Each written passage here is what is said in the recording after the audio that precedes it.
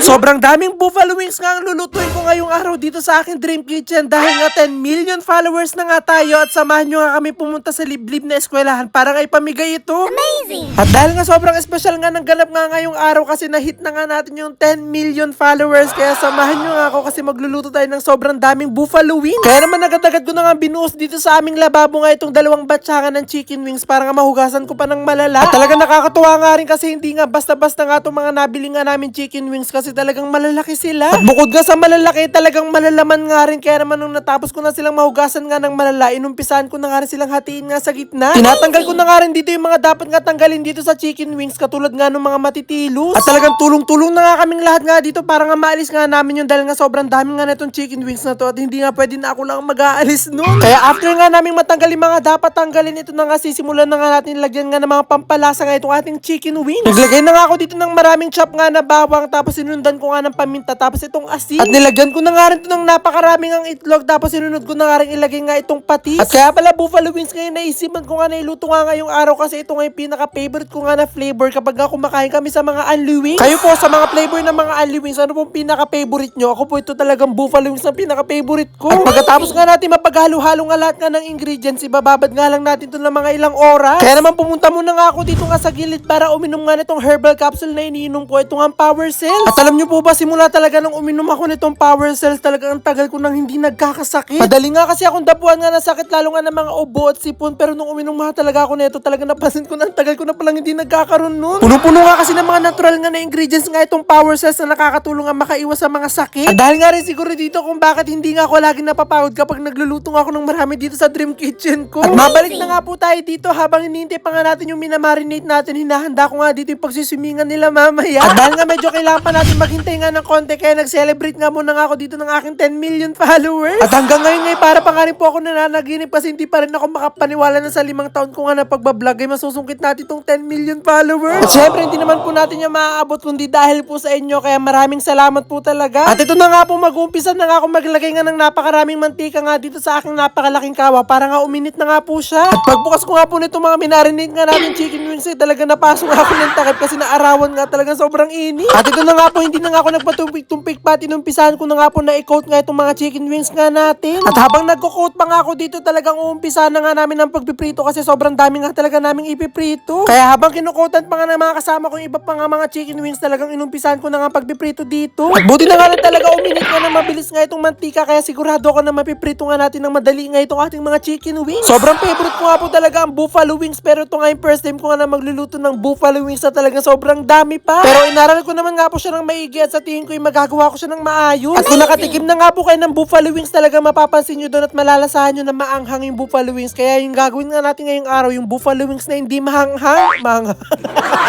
Hindi maanghang. Hindi nga po kasi pwede natin na anghangan nga itong mga gagawin nga natin buffalo wings kasi hindi naman nga lahat tayo talagang mahihilig sa maanghang. At talagang mga bata nga po ang kakain nga nito kaya hindi nga po talaga natin pwede nga naanghangan. Pero syempre kahit nga po hindi maanghang itong buffalo wings nga natin ay kailangan pa nga rin natin itong sarapan. At habang ginagawa ko nga po pala itong sauce talaga nagbabalot na nga sila dito nga ng kanin para mamaya kapag okay na nga itong buffalo wings nga natin na ilalagay na nga lang natin ito dun sa lagayan. At ito na nga po talaga naaamoy ko na nga itong buffalo sauce nga natin na talagang natatakam na nga ako kasi sobrang bango. At yung mga nilalagay nga po namin mga pampalasa nga dito ay talagang tinatansya-tansya na nga lang namin na talagang hindi na nga namin sinusuka. At ito na nga po, ito na nga lang oyster sauce ang huling-huling nga namin ilalagay dito sa aming ginagawang buffalo sauce at pwede na nga natin ilagay itong mga naprito natin chicken wings. Kaya naman nung okay na nga siya talagang binuhos ko na nga itong lahat nga na naprito nga namin ng mga chicken wings para nga malagyan na nga silang lahat nga ng sauce. At sa sobrang dami nga itong mga chicken wings nga natin talagang nahihirapan nga ako sa paghahalo kasi sobrang bigat. At habang inahalo nga po namin dito yung mga chicken wings dito sa sauce talagang bukas pa nga yung pinakaapoy nga namin para nga talaga mainit pa nga rin yung sauce. At maya-maya nga lang din po yung napaghalo-halo na nga namin itong mga chicken wings pati itong buffalo sauce na ginawa nga namin at ito na nga naging itsura niya. At bago nga po namin ipamigay itong mga niluluto ko nga na pagkain talaga sinusubukan muna namin yan na talaga sobrang ako nasarapan dito. Sakto-sakto nga to sa mga gusto kumain ng buffalo wings kaso ayaw nila na maanghang talagang ito na lang po yung gawin nyo kasi talaga sobrang sarap. At dahil okay na nga yung buffalo wings nga natin nagumpisa na nga rin kami magbalot nga dito at kada isang lagayan naglalagay kami dito ng 3 malalaking chicken chicken wings. At talaga mas marami pa nga yung ulam kesa nga sa kanin sa sobrang lalaki nga nitong mga chicken wings nga natin. Kaya naman pagkatapos nga namin ibalot nga lahat agad-agad na nga kaming bumiyahe para nga pumunta nga sa eskwelahan kung saan nga natin ipamimigay nga itong mga buffalo wings na niluto ko. At kahit nga medyo mahirap ngayon daan papunta nga doon talagang nakarating nga tayo dito at talaga sinalubong nga agad ako ng mga nakangiting mga bata. Kaya naman hindi na nga kami nagpatumpik-tumpik pa. Dali-dali na nga namin nilagay nga dito itong mga niluto ko nga sa dream kitchen ko para nga talaga may ayos na namin. At hindi nga ako kinakabahan na baka nga kulangin nga itong mga niluto ko nga na pagkain kasi sobrang dami nga talaga neto. Sa tingin ko nga isa sobra pa to. At syempre, bago tayo mamigay ng pagkain, mamimigay muna tayo ng mga tsinelas. Ito nga kasi talaga yung eskwelahan na nakita ko na napakaraming mga estudyante na walang ginagamit nga na tsinelas. Kaya talaga nagdala nga ako ng napakaraming tsinelas dito para nga ipamigay sa kanila. At talagang excited nga sila. Tuwan-tuwa sila dito sa mga nabibigay ko nga na tsinelas. At buti na nga lang talaga sumasakto nga rin sa mga paa nga nila kasi hindi ko nga talaga alam yung mga size nga ng paa nila. Talagang hinulaan ko lang. At talagang napabilis nga yung pagbibigay nga natin ng tsinelas dito sa mga bata kasi talagang tinutulungan na nga rin tayo ng mga guro nga dito na mamigay nga ng tsinelas. At dahil meron na nga sila mga bagong tsinelas, kaya naman mamimigay naman tayo nitong mga niluto ko nga na pagkain sa dream kitchen ko. Kaya naman agad-agad na nga namin sila pinapila nga para isa-isa na nga namin sila mabigyan nga nitong mga naluto ko. At sana nga lang talaga kung paano ko nga nalasahan nga itong niluto ko, ay ganun nga rin yung malasahan nga nila kasi sobrang nga ako nasarapan dito. At talagang sobrang nga nakakatuwa kasi uwian na nga nila sa mga oras nga na to, pero talagang dito pa nga rin nila kinain itong mga niluto ko sa eskwelahan. At yung mga ngiti nga nila ang pruweba na talagang nagustuhan nila itong mga niluto ko. Amazing!